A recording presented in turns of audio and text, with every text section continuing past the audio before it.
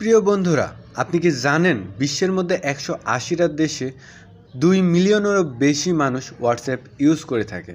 আমাদের মধ্যেও অনেকেই কিন্তু হোয়াটসঅ্যাপ ইউজ করে থাকে আমাদের ফ্রেন্ড এবং বন্ধুবান্ধবের সাথে কথা বলার জন্য। দেন হোয়াটসঅ্যাপ ইউজিংটা আরেকটু আপডেট, আরেকটু সিকিউরিটি দিতে পারলে কিন্তু সবার মনের কাছে ভালো লাগে। আমরা প্রতিটা ওয়েবসাইটেই একটু আপডেট বা একটু বেশি যদি ফিচার্স ইউজ করতে পারি সেক্ষেত্রে কিন্তু আমাদের মনের কাছে ভালো লাগে। দেন আজকে কিন্তু আমরা হোয়াটসঅ্যাপের বেস্ট 5টা সেটিংস দেখাবো, যেটা হয়তো আপনার হোয়াটসঅ্যাপ ইউজিংয়ে অনেকটা উপকারে আসবে। দেন চলুন তাহলে কথা না বাড়িয়ে টপিকটা শুরু করা যাক। দেন আমরা সরাসরি হোয়াটসঅ্যাপে চলে যাব। হোয়াটসঅ্যাপে ঢুকলে দেখুন এমন ইন্টারফেস আসবে, দেখুন সাইডের লোগোগুলো রয়েছে, মানে আমার ফ্রেন্ডগুলার মানে ফটোগুলো, প্রোফাইল ফটোগুলো রয়েছে। দেন এইগুলা কিন্তু আপনার ফটোটা অন্য কারোর কাছে শো করছে এইভাবে। দেন এইগুলা অন্য কারোর কাছে শো করবে না। দেন অন্য কারোর কাছে, আপনার ফ্রেন্ডের কাছে, আপনি যার কাছে শো করাবেন তার কাছে শো হবে, সবার কাছে হবে না। দেন সেটা কিন্তু করাটা অনেকটা জরুরি। যদি আপনি মেয়ে হয়ে থাকেন সেক্ষেত্রে কিন্তু আপনার সেটিংসটা মেবি সব থেকে আগে প্রয়োজন।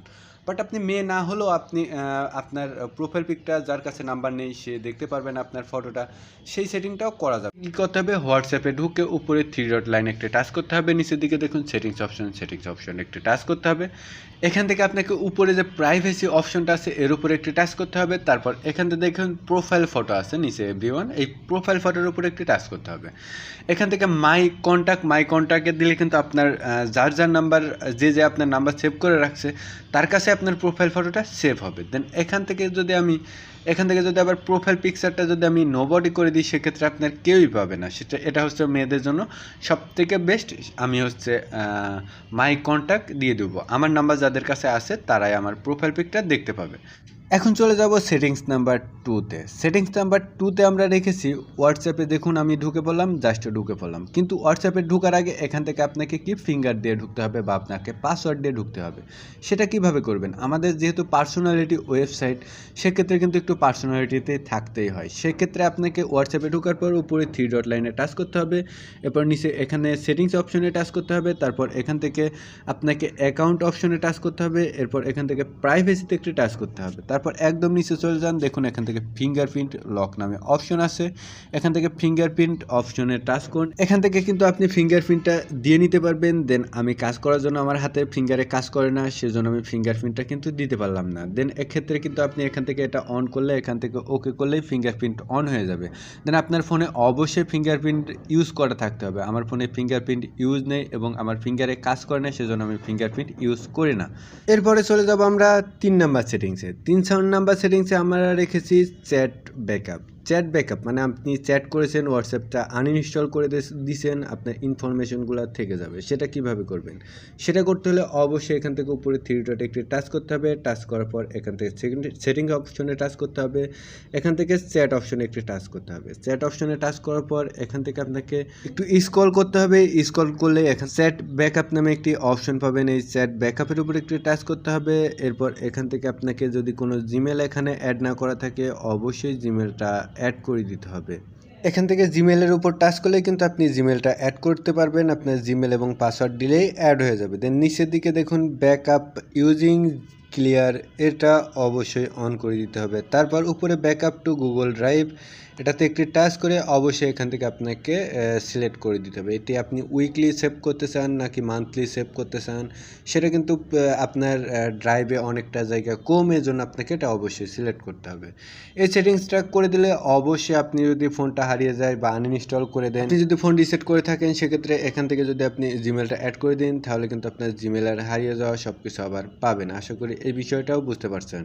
এবার দেখবো আমরা সেটিংস নাম্বার 4। আমরা হচ্ছে যে কারোর সাথে চ্যাট করতে গেলে দেখুন চ্যাট লিস্টে কিন্তু আপনার ব্যাকগ্রাউন্ডটা শুধু হোয়াইটই থাকে। দেন এখানে কিন্তু আপনি সবসময় আপনার মন মতো ফটো বা যে কোনো ব্যাকগ্রাউন্ড ইউজ করতে পারেন।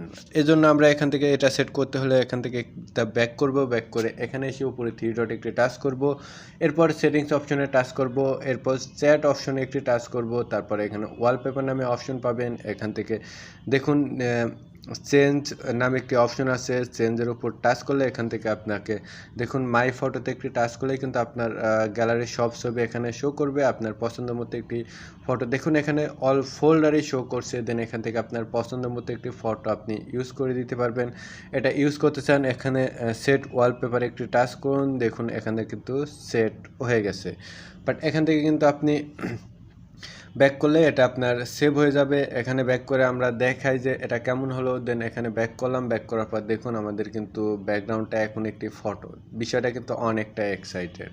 এবার আমরা দেখব লাস্ট এবং 5 নাম্বার সেটিংস। এটার জন্য অবশ্যই আমাকে হোয়াটসঅ্যাপে যেতেই হবে, তারপর উপরের দিকে 3 ডট একটি টাচ করতে হবে। আগে আপনাকে কি সেটিংস দেখাবো এটা বুঝিয়ে নিই। দেন এখান থেকে কিন্তু আমি এসএমএসটা যদি সেন্ড করতে চাই এখানে আপনাকে লিখতে হবে HLW হ্যালো লিখলাম। এটা সেন্ড করতে হলে উপরে দেখুন তীরচিহ্নটা আছে, এখানে টাচ করে এসএমএসটা পাঠাতে হয়। দেন এখান থেকে আমরা ব্যাক করে এটা যদি আমাদের কিবোর্ডের নিচে আসে সেক্ষেত্রে কিন্তু আরেকটু সুবিধা হয়। সেজন্য আপনাকে এই 3 ডট একটি টাচ করতে হবে, তারপর এখান থেকে ব্যাক করে আপনাকে মেন পেজে যেতে হবে। মেন পেজে গিয়ে উপরে 3 ডট একটি টাচ করতে হবে, তারপর এখান থেকে সেটিংস অপশনে একটি টাচ করতে হবে।